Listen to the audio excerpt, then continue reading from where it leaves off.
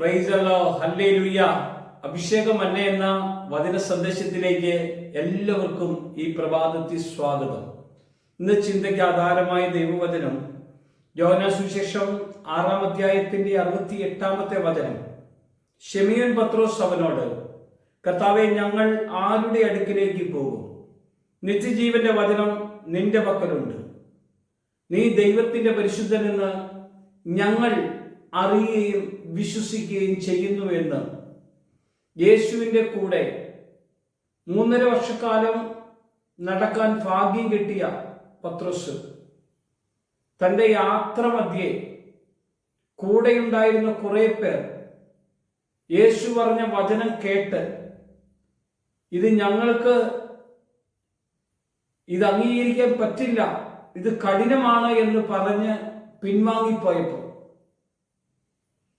പത്രോസ് പറയുകയാണ്, നിത്യജീവന്റെ വചനം കർത്താവെ അങ്ങയുടെ കയ്യിലാണ് ഉള്ളത്, ഞങ്ങൾ അറിയുകയും വിശ്വസിക്കുകയും ചെയ്യുന്നു. യേശുവിൻ്റെ കൂടെ യേശുവിൻ്റെ വചനം, യേശുവിൻ്റെ ഉപദേശം കേട്ട്, കാരണം യേശു പഠിപ്പിക്കുക ചെയ്തത്. നിയമപണ്ഡിതനായ നിക്കോദേമോസ് വരെയും യേശുവിൻ്റെ വായിൽ നിന്ന് പുറപ്പെട്ട വാക്ക്, വചനം കേട്ട് അതിശയത്തോടെ നീ ദൈവത്തിൽ നിന്ന് വന്ന റബിയല്ലേ, ഗുരുവല്ലേ എന്ന് ചോദിക്കുവാൻ ഇടവന്നു. യേശുവിൻ്റെ കൂടെ പരസ്യമായി നടന്ന ശിഷ്യന്മാരുണ്ടായിരുന്നു. നിക്കോദേമോസിനെ പോലെയും അരിമത്ഥ്യക്കാരൻ ജോസഫിനെ പോലെയും രഹസ്യ ശിഷ്യന്മാരും ഉണ്ടായിരുന്നു. പരസ്യമായി നടന്നവരെക്കാൾ കൂടുതൽ ഗുണം ചെയ്ത രഹസ്യമായി നടന്ന ശിഷ്യന്മാരുമുണ്ട്. പ്രിയമുള്ളവരെ, ഇവിടെയാണ് നമുക്ക് കാണേണ്ടത്. എന്തുകൊണ്ടാണ് യേശുവിനെ ആളുകൾ അനുധാവനം ചെയ്തത്?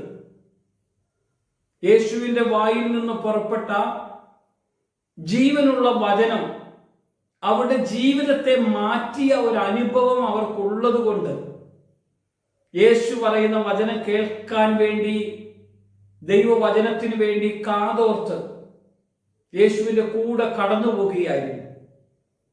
സൗഖ്യദായകനാണ്, സുഖപ്പെടുത്തുന്നവനാണ്, അവന്റെ വാക്ക് കേട്ടാൽ മതി മരിച്ച മനുഷ്യൻ വരെയും എഴുന്നേൽക്കും എന്നുള്ള സത്യം കണ്ട് അനുഭവിച്ചവരുണ്ട്. നമുക്കറിയാം, മഗ്ദലക്കാരും മറിയ പിശാച് ബാധയുള്ളവളായിരുന്നിട്ട് പോലും യേശുവിൻ്റെ അടുക്കൽ അവളുടെ ആ ബന്ധനം മുഴുവൻ അഴിച്ചു കളഞ്ഞപ്പോ, സൗഖ്യപ്പെട്ട് കഴിഞ്ഞപ്പോ കർത്താവിൻ്റെ പാദാന്ത്യത്തിൽ ഇരിക്കുവാനും കർത്താവിനെ ശുശ്രൂഷിക്കുവാനും ഇടവന്നു. ഇതൊക്കെ കാണുന്ന ജനം, അത്ഭുതം നടത്തുന്ന ഒരു കർത്താവിനെ, മരിച്ച ലാസർ ഉയർത്തെഴുന്നേറ്റത് കണ്ട ജനം, രക്തസ്രാവക്കാരിയുടെ രക്തസ്രാവം മാറിയത് കണ്ട മനുഷ്യർ, അനുഭവിച്ചവരും കണ്ടവരും ഒരുപോലെ കർത്താവിന്റെ പിന്നാലെ കൂടാൻ തുടങ്ങി. പ്രിയമുള്ളവരെ, ശിമിയോൻ പത്രോസ് ചോദിക്കുകയാണ്, ആരൊക്കെ നിന്നെ വിട്ടു പിരിഞ്ഞു പോയാലും നിത്യജീവന്റെ വചനം നിന്റെ പക്കലുണ്ട്.